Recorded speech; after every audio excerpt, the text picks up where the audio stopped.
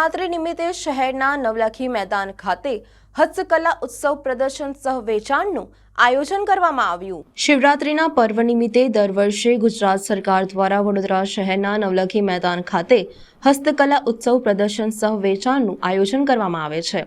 માંજલપુર વિધાનસભાના ધારાસભ્ય યોગેશ પટેલ દ્વારા આ આયોજન થાય છે। વોકલ ફોર લોકલને પ્રોત્સાહન આપવા માટે ગુજરાત સરકાર દ્વારા રાજ્યના વિવિધ શહેરોમાં આ પ્રમાણે પ્રદર્શનનું આયોજન થાય છે। વડોદરા ખાતે ગુજરાતના ખૂણે ખૂણેથી પોતાના હસ્તકલાનું પ્રદર્શન સહ વેચાણ કરવા કલાકારોએ સ્ટોલ લગાવ્યા છે। કુલ 250 કલાકારોએ આ પ્રદર્શનમાં ભાગ લીધો છે।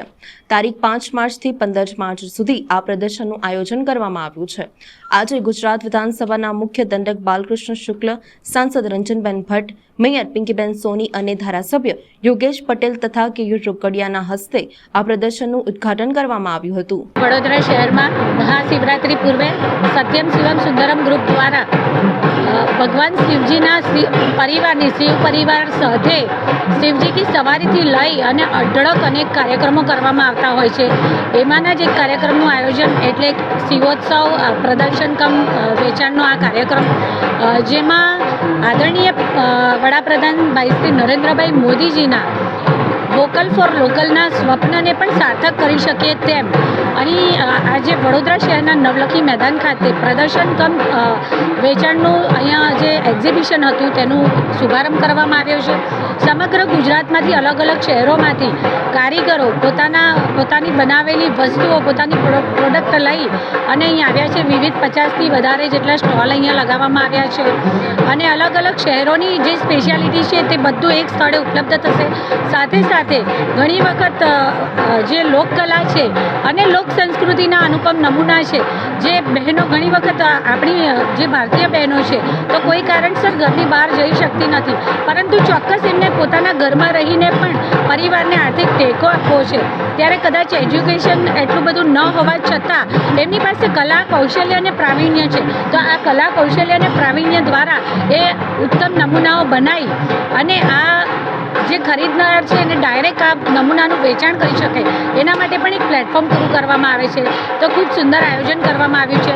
હું સમગ્ર શહેરવાસીઓને ખૂબ શિવરાત્રી નિમિત્તે ખૂબ અભિનંદન પાઠવું છું અને 10 દિવસ ચાલનારા આ પ્રદર્શન કમ વેચાણના એક્ઝિબિશનમાં ચોક્કસ મુલાકાત લઈએ। સમગ્ર ગુજરાતના વિવિધ શહેરોમાંથી, પછી કચ્છના હોય, પાટણના હોય, અમદાવાદ હોય, ભાવનગર હોય કે સુરેન્દ્રનગર હોય, જેમ કે અહીં એક અમદાવાદનો સ્ટોલ છે જ્યાં તોરણ અને વોલપીસ વિવિધ પ્રકારની વસ્તુઓનું વેચાણ થાય છે। મારા દ્વારા એમને પૂછવામાં આવ્યું ત્યારે લગભગ 200થી 300 જેટલી બહેનોને એમના દ્વારા મટીરિયલ પ્રોવાઈડ કરવામાં આવે છે। બહેનોએ મટીરિયલ દ્વારા અલગ અલગ તોરણ છે, વોલપીસ છે અને વિવિધ નમૂનાઓ બનાવે અને પછી પાછા એમને એ માટેની મજૂરી આપવામાં આવે છે।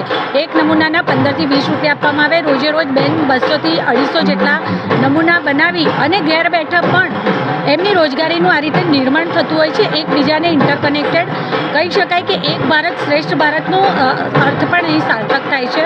હું આ બદલ સમગ્ર આ જે એક્ઝિબિશનમાં જે બધા વિવિધ શહેરોમાંથી આવ્યા છે તે સૌ અલગ અલગ શહેરોના આપણા પરિવારજનોને હું શુભેચ્છાઓ પાઠવું છું। સંસ્કારી નગરી વડોદરા ઉત્સવની ભગવાન મહાદેવનો શિવરાત્રિનો પર્વ આવી રહ્યો છે અને વડોદરાના આપણા લોકપ્રિય ધારાસભ્ય યોગેશભાઈ દ્વારા દર વર્ષે શિવ પરિવારની નગરમાં યાત્રા થાય એનું ખૂબ સુંદર મજાનું આયોજન કરતા હોય છે અને એની સાથે સાથે ગુજરાત સરકાર દ્વારા આજથી લઈ એટલે કે 5 તારીખથી 15 તારીખ સુધી આ કલા મહોત્સવનું પણ અહીંયા આયોજન કરવામાં આવ્યું છે।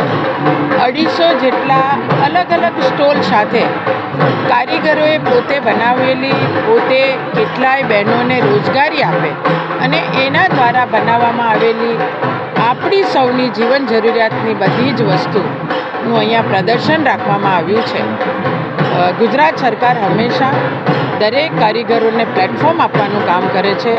આજે અહીંયા નવલખી ગ્રાઉન્ડ ખાતે પણ એ જ રીતનું સરસ મજાનું 250 સ્ટોલ સાથેનું આ ઉત્સવનું અહીંયા આયોજન થયું છે। આપના માધ્યમથી તમામ વડોદરાવાસીને અહીંયા મુલાકાત માટે આવવા માટે ચોક્કસ આમંત્રણ આપું છું અને અમારી બહેનોને ખાસ કે આપણને ગમતી બધી જ વસ્તુ અહીંયા છે, ઘરની યા આપણને પહેરવાની, સજાવવાની, આ બધી જ વસ્તુ અને કારીગરોએ જાતે બનાવેલી આ ચીજ વસ્તુ છે.